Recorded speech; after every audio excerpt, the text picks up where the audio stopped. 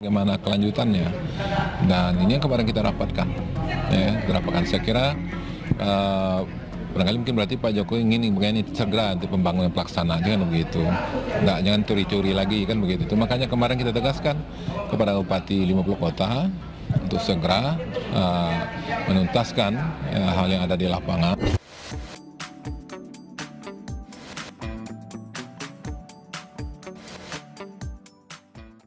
Dalam merencanakan pembangunan infrastruktur yang sekarang jadi lebih rumit karena jembatan-jembatan panjang akan kita bangun.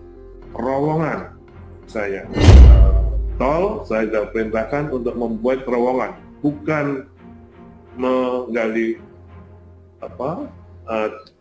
tebing, tapi dibuat terowongan sehingga kita tetap memelihara atau menjaga kelestarian lingkungan.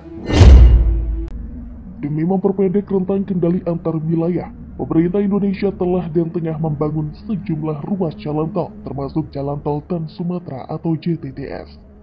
Siapa sangka, Sumatera Barat akhirnya memiliki kebanggaan pada pembangunan mega proyek ini dari sebelumnya yang banyak melakukan penolakan, baik dari sejumlah nagari maupun tokoh adat dan masyarakatnya. Mega proyek Jalan Tol Terowongan di Sumatera Barat bakal menjadi primadona di Jalan Tol Trans Sumatera atau JTTS dikarenakan jalan tol ini akan jadi yang termegah di Asia Tenggara. Dilansir dari harian haluan.com, pembangunan jalan tol Padang Pekanbaru mulai menemukan titik terang setelah masyarakat 5 nagari di Kabupaten 50 kota memberikan dukungannya terhadap pembangunan jalan tol tersebut. Satu yang menarik pada ruas tol ini nanti akan digali terowongan yang akan menembus Bukit Barisan di wilayah Sumatera Barat. Terowongan ini akan dikerjakan oleh kontraktor Jepang melalui Japan International Corporation Agency atau JICA.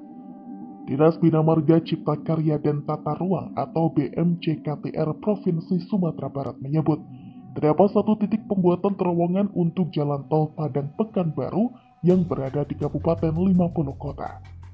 Kepala Dinas BMCKTR Sumbar, Era Sukma Munaf mengatakan, panjang proyek yang akan digarap JICA itu hampir 11 km dengan nilai investasi 7 triliun rupiah. Pengerjaan terowongan itu akan dimulai pada tahun ini, dan ditargetkan pengerjaan terowongan tuntas 8 tahun lamanya. Artinya pada tahun 2032, terowongan tersebut selesai dikerjakan dan akan menjadi terowongan terpanjang di Indonesia. Pembuatan terowongan itu merupakan bagian dari paket pengerjaan untuk Sarilamak Payakumbuh, di mana total pengerjaan jalannya mencapai 45 km. Proses pembangunan terowongan ini akan menggunakan 2 metode. Pertama, metode New Austrian Tunneling Method atau NATM, dan metode Tunneling Boring Machine atau TBM yang juga diterapkan dalam pembangunan ruas moda raya terpadu atau MRT di Jakarta. Menteri PUPR Basuki Hadimulyono mengatakan, sebenarnya konstruksi infrastruktur terowongan bukanlah pekerjaan dan teknologi baru di Indonesia. Indonesia sudah cukup berpengalaman untuk urusan terowongan dan sudah diterapkan pada pembangunan bendungan berupa saluran pengelak. Meski terowongan bidang jalan memang agak terlambat, namun ini telah dikerjakan pada ruas jalan tol Cileunyi Sumedang Dawan atau Cisumdawu dengan panjang 472 meter dan diameter 14 meter. Terowongan sendiri merupakan inovasi konstruksi modern yang menjadi alternatif dalam pemanfaatan underground space yang efektif dalam proyek jalan tol Trans Sumatera.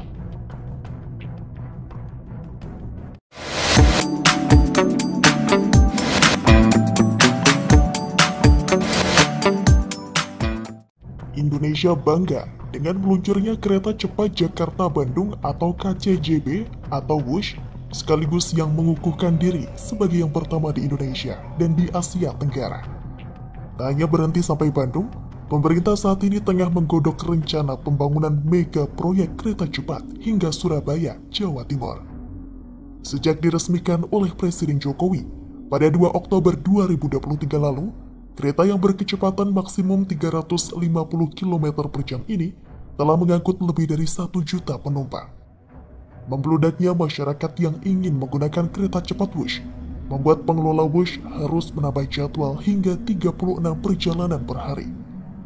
Alasan masyarakat antusias menggunakan kereta cepat WUSH adalah pertimbangan dapat mempersingkat waktu perjalanan dan sudah terkoneksi dengan moda transportasi lain, termasuk terintegrasi dengan TOD atau Transit Oriented Development. Dengan kesuksesan inilah, pemerintah berencana melanjutkan proyek super ini hingga ke Surabaya. Walaupun sempat beredar kabar kalau kereta cepat Jakarta-Surabaya dibatalkan. Lalu, bagaimana sih progres proyek kereta cepat Jakarta-Bandung yang digagas pemerintah ini? Wakil Menteri Badan Usaha Milik Negara Kartiko Wirjoatmojo buka-bukaan terkait rencana pembangunan kereta cepat hingga Surabaya. Proyek ini akan digarap lagi oleh Republik Indonesia dengan menggandeng Cina. Dia menuturkan, Indonesia dan Cina telah menaikkan kesepakatan untuk melakukan kajian bersama atau joint study terkait pembangunan kereta cepat dari Bandung sampai ke Surabaya. Bahkan, perusahaan asal Cina, yaitu China Railway Group Limited, disebut akan jadi kontraktor pelaksana proyek kereta cepat Jakarta-Surabaya. Saat ini pemerintah tengah menjajaki kerjasama studi pembangunan proyek kereta cepat Jakarta-Surabaya dengan China Railway. Di sisi lain, mantan Gubernur Jawa Barat Ridwan Kamil memberikan bocoran kapan kereta cepat Jakarta-Surabaya bakal terwujud. Mengutip akun Instagram pribadinya, @ridwankamil, dia membagikan video sedang menunggu kedatangan kereta cepat Wush. Dalam unggahan itu, Ridwan Kamil menyebut kereta api cepat Jakarta-Bandung dengan top speed 350 km per jam ini sekarang jadi pilihan utama untuk mereka yang butuh produktivitas dalam berkegiatan. Banyak wisatawan dari Jakarta memanfaatkan kereta cepat Wush untuk berwisata ke Bandung, berangkat pagi dan pulang di malam harinya.